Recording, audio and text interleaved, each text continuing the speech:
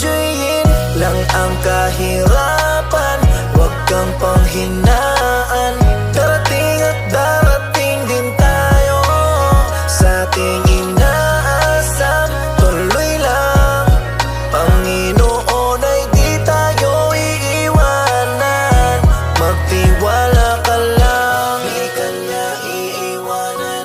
Basta magtiwala ka lang, di ka niya iiwanan.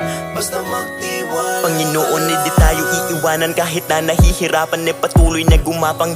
Ituloy mo lang kung anong nasimulan. Huwag magkatubili o magalangan. Maniwala sa sarili, umabante at di baling dahan-dahan. Importante, umuusad lang nang walang inaabakan. Danas na ako sa lahat, paghihirap at bigat. Makikita sa balat, sa kaliwat ugat, kung paano katawa'y pinaiyak. Sa bawat pagpataka merong aral at inspirasyon na tumatak. Dahilan kung ba't patuloy akong